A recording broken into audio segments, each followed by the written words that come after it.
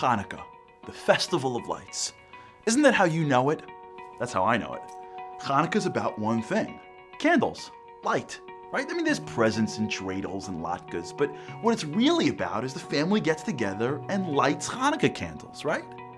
Why? Because Hanukkah is the holiday that commemorates the miracle of the oil. Remember? A long time ago, the Greeks conquered Israel and ruled over it with an iron fist, forbidding anything that resembles Judaism. As part of the Greek takeover, they ransacked our temple, destroying all the holy vessels and replacing it with their idols. A Kohen named Matisyahu had a few sons. One day, they did the unthinkable and decided to defend themselves against the Greeks. Miraculously, they defeated the strongest army in the world. In their victory, they recaptured the temple. During the rededication, they wanted to light the menorah, but they couldn't find any oil appropriate for the lighting. So they searched, and then they found one jug. They lit it, and the oil lasted for 8 days. Hence, the miracle of the oil and our focus on lighting the candles. And of course, since we are Jewish, we need to include eating oil. What would a Jewish holiday be like unless we turn triumphs into food? So we cook everything in oil for 8 days. Latkes, donuts, whatever. Deep fry it and you feel better about your Judaism. I love us. But doesn't something seem strange to you? Doesn't it feel like we're missing the real miracle? Matisyahu and a few tired, malnourished, untrained Jews beat the Greek army. What? That's like saying that you and a few of your friends took on the US military and won. If you want to talk miracles, the war was the miracle. That's what we should be remembering. Why are we focused on the candles? I got my answer one spring morning over a bowl of Cheerios in a small apartment in Long Island. I was visiting my grandparents. They're Holocaust survivors. They went through the worst. Concentration camps, Mengele, watching their parents die before their eyes, starvation, hunger, sickness, all before they were 20. And yet now, in their old age, they seem to be happy with so little. A call from the grandkids, a kiss and a hug, looking at pictures from my bar mitzvah, and they light up. One morning, I stopped by their apartment for breakfast. They were glowing about something small. I don't know, someone called, or they were looking at some pictures, and I couldn't help myself. I asked them, how could you be so upbeat? How are you not more bitter, angry, mad at the world? I'll never forget their answer. They said, you need to understand how a Jew fights.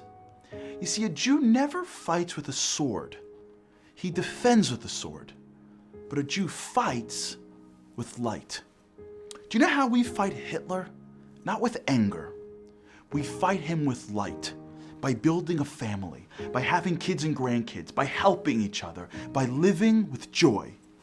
He tried to kill us.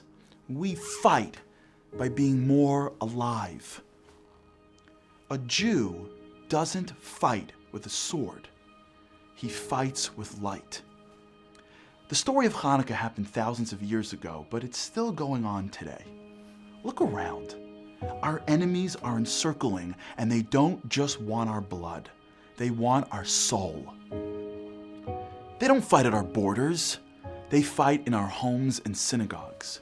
They aim for the vulnerable. They ambush us when we're praying or studying. And then they blame us. It's our fault. Stop crying, they tell us. You brought this on yourselves. And everywhere we turn, they lurk, with guns and rockets and knives, or cameras and pens and newspapers. So how do we respond? Well, we defend with any means necessary. A Jew can defend by the sword. But we don't fight with the sword. We don't fight with darkness. We fight with light. They attack our synagogues, and we'll pray even more. They target our children, and we'll build more kindergartens. They take away our freedoms, and we'll build a society that protects those freedoms. The more they target our spirit, the brighter we let our soul shine. We fight with light. We take better care of each other. We give more charity. We're more patient, kind, and giving. The symbol of Hanukkah is not the sword, because that's not the symbol of the Jew. We never want to fight. We don't aspire to be warriors. We want peace and freedom. And although Hanukkah was a miraculous military victory, the symbol is who we really are, the candle. We're the nation that brings light, that brings morality and ethics, that defends the vulnerable, that helps the poor, that heals the sick, that rebuilds from tragedy, that looks at darkness and lights a candle. This Hanukkah, as you light your candles, join the resistance.